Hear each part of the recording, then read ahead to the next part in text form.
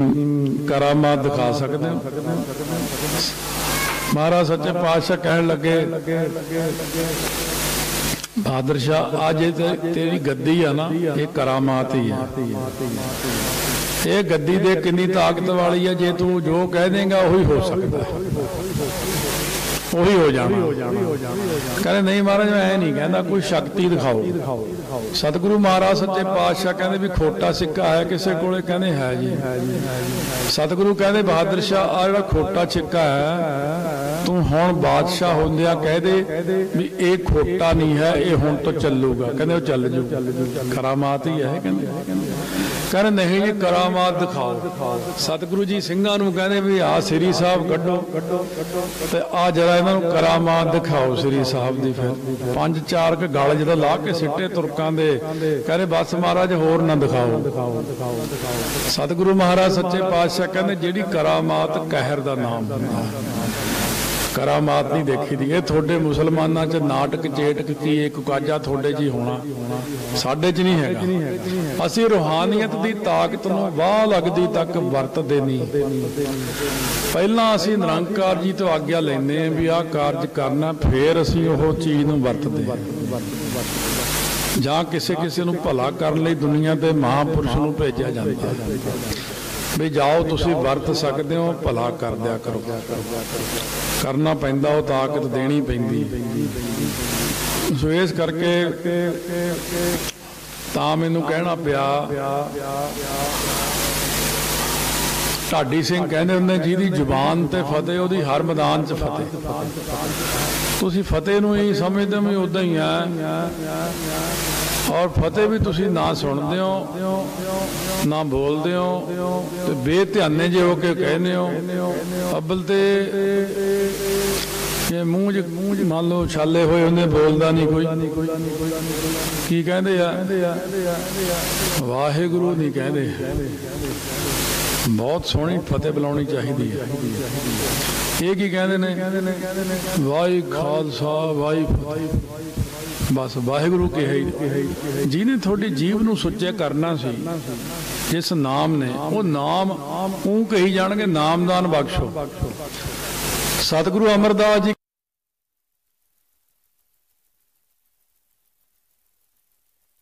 पवित संगत सबाइया कहते पवित सुनते पवित से पवित जिन्नी मन वसाया, कह नानक से पवित जिन्नी गुरमुख हर हर ध्याया।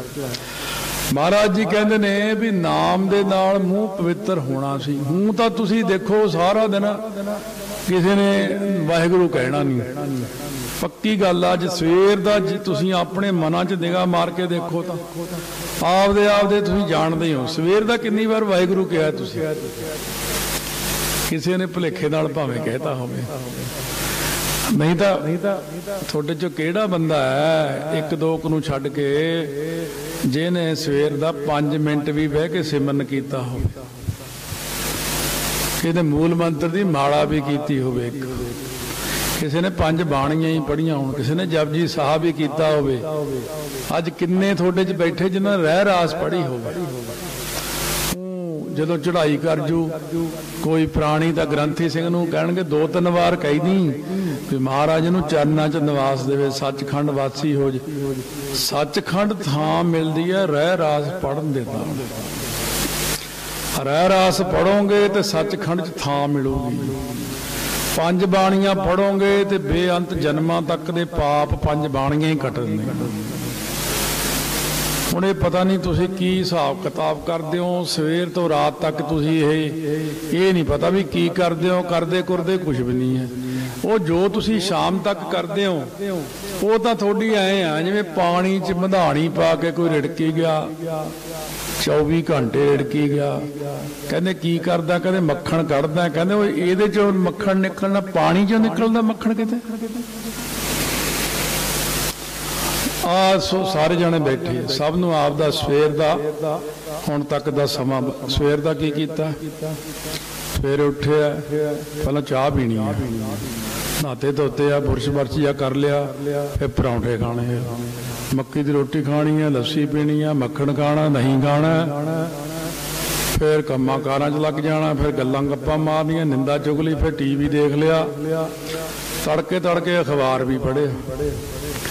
ਤੁਸੀਂ ਆਪਣੀ ਸਾਰੀ ਜ਼ਿੰਦਗੀ ਦੇਖੋ ਸ਼ਾਮ ਤੱਕ ਤੁਸੀਂ ਕੀ ਇਹੋ ਜਿਹਾ ਕੰਮ ਕੀਤਾ ਜਿਹਦੇ ਨਾਲ ਤੁਹਾਨੂੰ ਕਹਿ ਦਈਏ ਵੀ ਇਹ ਗੁਰੂ ਦੇ ਸਿੱਖ ਨੇ, ਦਿਖਾਵੇ ਵਾਲਾ ਸਿੱਖ। ਸਤਿਗੁਰੂ ਮਹਾਰਾਜ ਸੱਚੇ ਪਾਤਸ਼ਾਹ ਕਹਿੰਦੇ ਨੇ ਵੀ ਮੈਨੂੰ ਉਹ ਸਿੱਖ ਵੀ ਨਹੀਂ ਚੰਗਾ ਲੱਗਦਾ ਜਿਹੜਾ ਬਾਹਰੋਂ ਸਿੱਖ ਦਿਖੇ। ਕੇਸ ਧਰੇ ਪਾਹੁਲ ਬਿਨ, ਕੇਸ ਤਾਂ ਧਰ ਲੈ ਅੰਮ੍ਰਿਤ ਛਕਿਆ ਨਹੀਂ ਭੇਖੀ मूर्ख सिख, मेरो दर्शन ना है तिस पापी त्यागा भिख। कहने पापी बंदे भेख छड़दे फिर तू होर कुछ बन जा, तू मेरी बख्शी सिक्खी नूं खराब कर रहा। क्यों कर रहा? जद गुरु वाला ही नहीं बने। तेरे नाल तो हिंदू चंगे है। हिंदुआं विच मुंडन दी रीति आ, जद 8 साल दा नियाणा उसदा मुंडन करदे आ। मुसलमानां विच सुन्नत दी रीति है, पारसियां विच रीति आ अपनी है, ईसाइयां विच रीति अपनी है। वो अपने धर्मां विच बड़े परपक्क ने सारे। जे दुनिया विच एक है जिहड़ा सिख अज दा सिख, ये अपने धर्म च परपक्क नहीं है। ये इधर कदे उधर कदे उधर, क्यों थां थां भटकदा फिरदा। इस करके सतगुरु महाराज कहते ने वो गुरसिखो जे तुसी अपना भला करना। उम्रां लंघियां सब दियां, किन्ने लंबियां लंबियां उम्रां वाले बैठे आ सारे। थोड़ा तोल के देखो अपने आप नूं। जिवें भाई मरदाना जी दे नाल सतगुरु जी, भाई बाला जी नाल। भाई बाला जी का नाम कईयां नूं भारा लगदा भी खानी हुंदा ही वो है ही नहीं। जिहड़ा तुहाडे चों खडूर साहब गया तपियाणा साहब गुरुद्वारा है, उत्थे भाई बाला जी दी अंतिम संस्कार हो के समाध बनी हुई। जिहड़ी असीं गुरु नानक प्रकाश की कथा करते हैं सारी, ये कथा गुरु अंगद देव जी नूं भाई बाला जी ने सारी सुनाई सी। गुरु नानक देव जी तो 5 साल बड़े सी। गुरु नानक देव जी तो 5 साल बाद विच शरीर छड्डिया इन्हां ने, और इन्हां दा संस्कार अपने हत्थीं गुरु अंगद देव जी ने किया।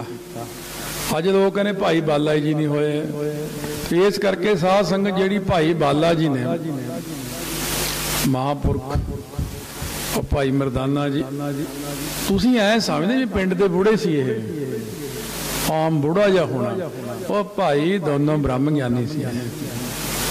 जिवें बाबा अजीत सिंह नूं मानदे ना भी बाबा जी हंसाली वाले बड़े ब्रह्म ज्ञानी सी, वो भाई मरदाना भी ब्रह्म ज्ञानी से। गुरमुखो वो तो उन्होंने एक उदा ड्यूटी मिली सी। मैं कहना भी 70 साल तक गुरु नानक देव जी नाल रहना, इत्थे असीं सारी जिंदगी हो गई गुरु नानक देव जी नूं अरदासां कि महाराज एक छिन दर्श दिखाए जी, ऐ चमकारा ही मार जो किते माड़ा जिहा। साडे कर्म 70 साल गुरु नानक देव जी नाल भाई मरदाने ने बतीत किया अपना समा। भाई बाला जी 5 साल पहला आए दुनिया ते, बेबे नानकी 5 साल बड़ी सी, महाराज जी तो 5 साल बाद तक गए।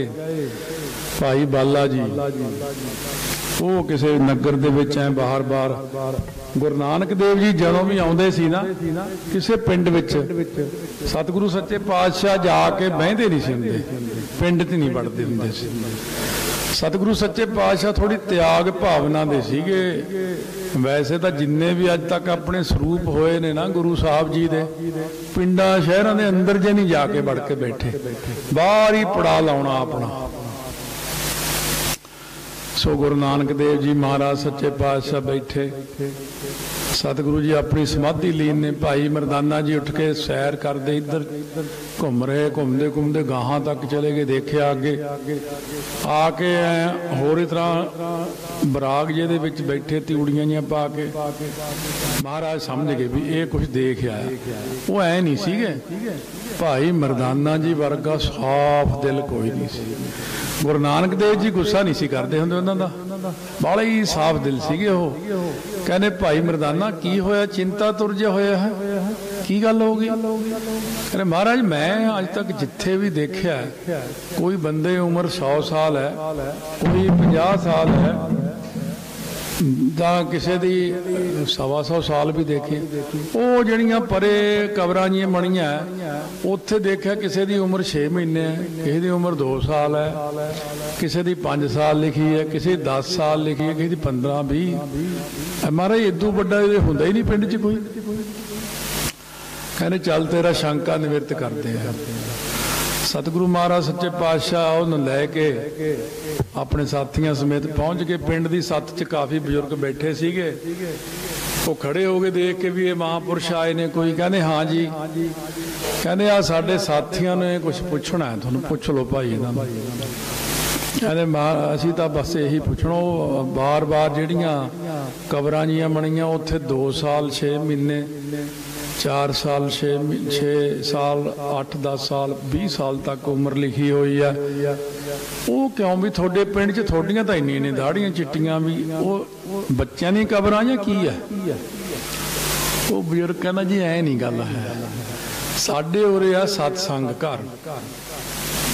जद कोई बंदा जिन्ना दिनों तो लैके सत्संग आउंदा ओहदी एक बही खाता असीं उत्थे ला दिंदे।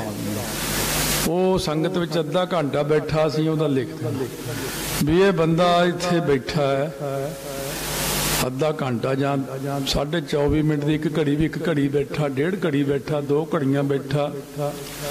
जिन्ना चिर कोई बहिंदा फिर महीने बाद ओहदा जोड़ ला लैंदे भी इन्ने दिन ये हो गए। कहने जद पूरी उम्र दे विच वो सत्संग किसी ने 10 साल किया, किसी ने 5 साल किया, किसी ने 20 साल किया। कहने फिर असी मड़ी दे उत्ते उन्नी उम्र लिखते हैं भी असली उम्र इहदी यही है जिहड़ी इहने सत्संगत विच गुजारी है। बाकी जिहड़े सुत्ता रोटियां खाधियां ने आलतू फालतू गल्लां करके जिंदगी गुजारी है, ये जिंदगी नूं असीं मंनदे नहीं। मैं तां तुहानूं ये उदाहरण दित्ती है भी तुसीं अपनी लाइफ नूं थोड़ा जिहा देखिया करो। अज तुसीं किन्ना क पाठ